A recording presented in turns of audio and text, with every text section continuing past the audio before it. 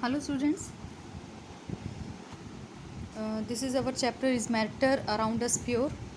We have already discussed some points of this chapter, some topics. Now today we will study the separation of the components of mixtures. Separation of the components of mixture का मतलब है कि mixture का मतलब है दो या दो से ज़्यादा चीज़ों से मिलकर कोई आपने एक मिक्सचर तैयार किया है, कोई चीज़ तैयार करी है, दैट इज़ मिक्सचर, जिसमें कि दो या दो से ज़्यादा कंपोनेंट्स होते हैं।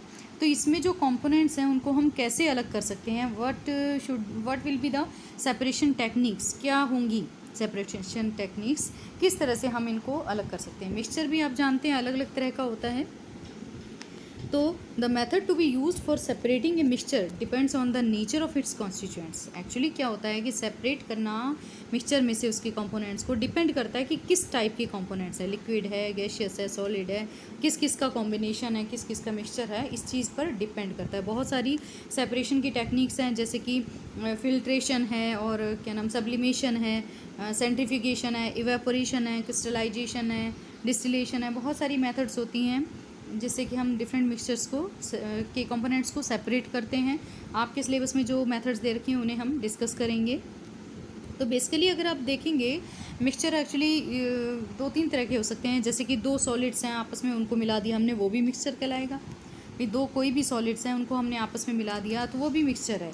अगर एक सॉलिड और एक लिक्विड को हमने आपस में मिला दिया तो वो भी एक मिक्सचर है, ठीक है जी।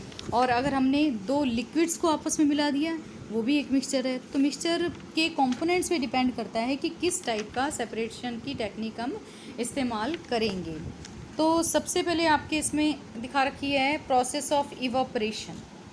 इवेपोरेशन का प्रोसेस जो दिखा रखा है, यानी कि सेपरेशन बाय इवेपोरेशन। इवेपोरेशन के अंदर क्या चीज़, किस चीज़ को हम सेपरेट करेंगे इवेपोरेशन के केस में? ऐसा मिक्सचर जिसमें एक सॉलिड और एक लिक्विड है, तो उसमें हम इवेपोरेशन के टेक्निक को यूज़ करके सेपरेट कर सकते हैं, ठीक है ना। So evaporation is use to separate a solid substance that has dissolved in water. मैंने बताया सॉलिड प्लस लिक्विड का अगर मिक्सचर है तो उसमें हम इस टेक्निक को इस्तेमाल करते हैं। Then we can say that evaporation is use to separate a solid substance that has dissolved in water और एनी अदर लिक्विड। किसी भी लिक्विड में या पानी में कोई चीज़ घोल रखी है, उसमें से सॉलिड को अगर हमें अलग करना है तो हम इस प्रोसेस को इस्तेमाल करते हैं, ठीक है जी। क्योंकि क्या मतलब है इसका, बेसिक क्या है इस इवेपोरेशन प्रोसेस का, कि the use of process of evaporation for separating a mixture is based on the fact that liquids vaporise easily वेरेज solids do not vaporise easily. किस फैक्ट पर डिपेंड करता है कि लिक्विड तो वेपोराइज हो जाता है, उड़ जाता है भाप बन के, जबकि सॉलिड जो है वो वेपोराइज नहीं होता। इस तरह से हम दोनों को सेपरेट कर लेते हैं। एक बहुत ही कॉमन सा एग्जाम्पल अगर आप लेंगे तो वो एग्जाम्पल है कॉमन साल्ट को अगर हमने पानी में घोल दिया पानी में घोल दिया, वो पूरी तरह से मिल गया। अब उसको फिल्टर करेंगे, छलनी से छानेंगे तो नहीं छनेगा। इस केस में हम क्या करेंगे, इवेपोरेशन मेथड यूज़ करेंगे। यानी कि उस पानी को जिसमें कि आपने नमक घोल रखा है, अगर आपने बॉयल होने के लिए चढ़ा दिया, डायरेक्ट हीट के ऊपर, गैस के ऊपर चढ़ा दिया है चाइना डिश में डालकर, तो पानी धीरे धीरे भाप बनकर उड़ जाएगा।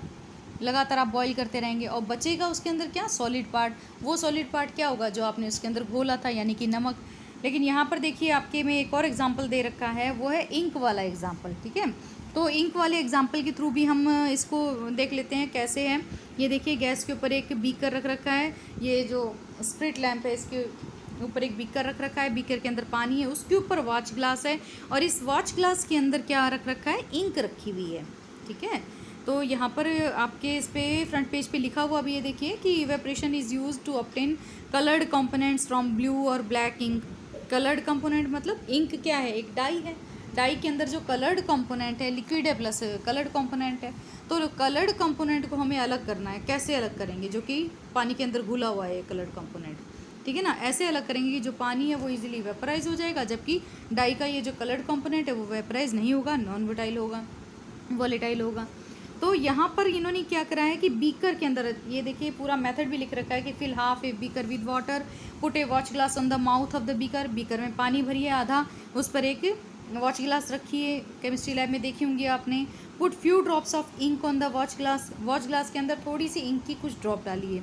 इन्होंने डायरेक्टली गैस या मतलब इस स्प्रिट लैम्प के ऊपर क्यों नहीं रख दिया इस वॉच ग्लास को, डायरेक्टली क्यों नहीं रखा, इसको पानी के बीकर के ऊपर रख के क्यों गर्म कर रहे हैं? इसलिए गर्म कर रहे हैं कि अगर इंक को आप डायरेक्टली हीट देंगे तो वो डिकम्पोज हो जाती है, ब्रेक डाउन हो जाता है, डाई जो कंपोनेंट है ना वो भी टूट कर बिल्कुल अलग हो जाता है। तो आपके पास एग्जैक्टली डाई कंपोनेंट जो भी है वो कंपोनेंट नहीं आएगा। इसलिए इसको क्या करते हैं, वाटर बाथ में बॉईल करते हैं। तो यहाँ पर वाटर बाथ हमने किसको बना लिया, बीकर के अंदर पानी भर के उसको एज अ वाटर बाथ हमने यूज़ कर लिया है, ठीक है ना। एक बीकर को अगर पानी भर के आप बॉईल करने लग जाओ तो उसे हम सिंपल वाटर बाथ बोल सकते हैं। तो इसके ऊपर आप रखेंगे डाई कंपोनेंट, डाई जो है वो उसको वॉश ग्लास में डालकर फिर इसको गर्म करना शुरू करेंगे, करते जाएंगे करते जाएंगे करते जाएंगे।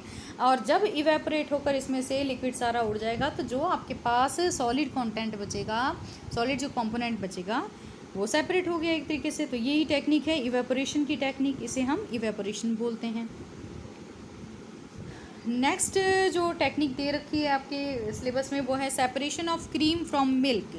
कौन सा मेथड यूज़ करेंगे हम इस टेक्निक के लिए, separation of cream from milk के लिए हम कौन सा मेथड यूज़ करेंगे, सेंट्रीफ्यूगेशन का मेथड। सेंट्रीफ्यूगेशन जो मेथड है ये क्या चीज़ है, it is a method for separating the suspended particle of a substance from a liquid in which the mixture is rotated eight A high speed in A centrifuge. ये एक ऐसी technique है जिसमें हम क्या काम कर रहे हैं कि किसी भी लिक्विड में से जो पार्टिकल्स हैं इसके अंदर सस्पेंडेड या कोलोइडल पार्टिकल्स हैं उनको हम रिमूव कर रहे हैं। कैसे कर रहे हैं, बहुत तेज़ रोटेशन होता है। उस रोटेशन के अंदर क्या होता है कि जो हाई डेंसिटी का मॉलिक्यूल है वो बॉटम में गिरना शुरू हो जाता है, एक प्रेशर उसके ऊपर लगता है, और जो लो डेंसिटी का है वो ऊपर की तरफ रहना। इस तरह से हम अलग सेपरेशन कर लेते हैं। लेकिन ये सारा प्रोसेस किस में होता है, एक मशीन होती है जिसका नाम है सेंट्रीफ्यूज। तो सेंट्रीफ्यूज के अंदर ही ये प्रोसेस होता है। लिखा भी है देखिए, the process of centrification is use to separate the cream from milk. It is a method of separating the suspended particles of substance from a liquid. ठीक है, सेंट्रीफ्यूज मशीन में होता है ये पूरा का जो सेंट्रीफिकेशन का प्रोसेस है सेंट्रीफ्यूज मशीन के अंदर है।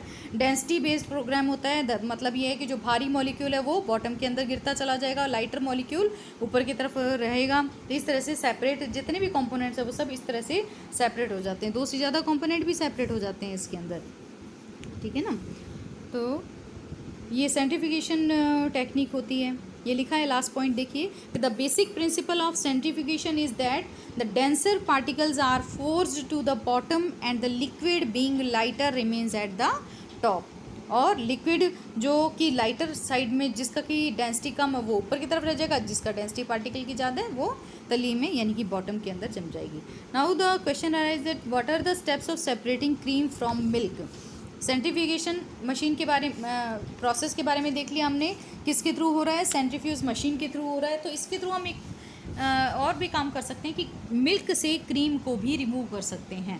होता क्या है, सेंट्रीफ्यूज मशीन के अंदर कोई भी चीज़ जब हम डालते हैं तो उसे टेस्ट ट्यूब के अंदर भर के डालते हैं, ठीक है। तो टेस्ट ट्यूब को भर के जिस चीज़ में से भी सेपरेट करना है कंपोनेंट्स को आपको उस सेंट्रीफ्यूज मशीन में रख देंगे और फिर वो रोटेट करेगी तो उस टेस्ट ट्यूब के अंदर वो सेटल डाउन हो जाते हैं अकॉर्डिंग टू द डेंसिटी। अब इन्होंने क्या किया है कि मिल्क की टेस्टिंग के सेपरेट करने के लिए हम क्रीम को मिल्क को भर देंगे टेस्ट ट्यूब के अंदर। बहुत सारी टेस्ट ट्यूब को हमने सेट कर दिया सेंट्रीफ्यूज मशीन के अंदर कुछ देर के लिए, 2 मिनट्स के लिए।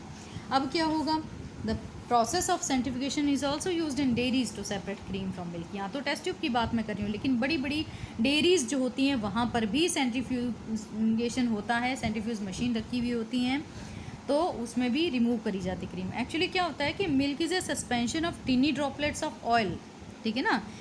मतलब क्रीम, ऑयल क्या क्रीम कह सकते हो आप, क्रीम की छोटी छोटी ड्रॉपलेट्स होती हैं इसके अंदर और लिक्विड के अंदर होती हैं ये सब ड्रॉपलेट्स, ठीक है। इस मिल्क को हमने क्लोज कंटेनर जैसे कि हम सेंट्रीफ्यूज मशीन कह रहे हैं उसके अंदर डाल दिया, मशीन को ऑन कर दिया। अब ये मशीन खूब तेज़ी से रोटेट होने लग जाएगी, मिल्क भी रोटेट होगा इसके साथ at a very high speed in the container, ठीक है। और जब ये हाई स्पीड से रोटेट होगा तो स्पीड की वजह से मिल्क में से क्रीम सेपरेट हो जाएगी और स्किम्ड मिल्क बोलते हैं वो अलग हो जाएगा, क्रीम अलग हो जाएगी।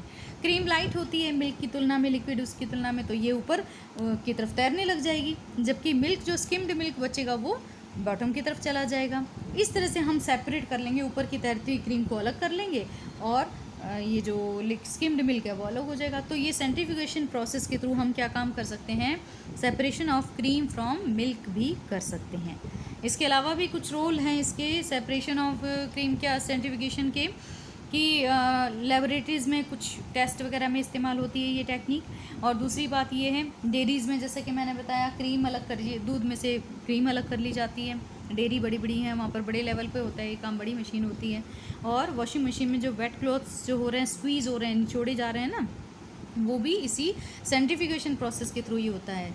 जो ऑटोमेटिक मशीन्स आजकल आ गई हैं उसके अंदर आप देखते हैं कि कपड़ा एकदम से ड्राइड, हाफ ड्राई फॉर्म में बाहर निकल रहा है, तो सारा सेंट्रीफ्यूज हो रहा है, खूब तेज़ी से रोटेट करके उसमें से जो भी डेंसिटी वेट जो वाटर मॉलिक्यूल्स है वो बॉटम में जाके और बाहर निकल जाते हैं। तो इस तरह से ये स्क्वीजिंग जो हो रही है वेट क्लॉथ्स की, सेंट्रीफ्यूगेशन प्रोसेस ही इसके अंदर भी इन्वॉल्व होता है। तो रिमेनिंग जो प्रोसेसेस हैं वो हम नेक्स्ट लेक्चर में स्टडी करेंगे, इसे आप ध्यान से दोबारा पढ़ लीजिएगा।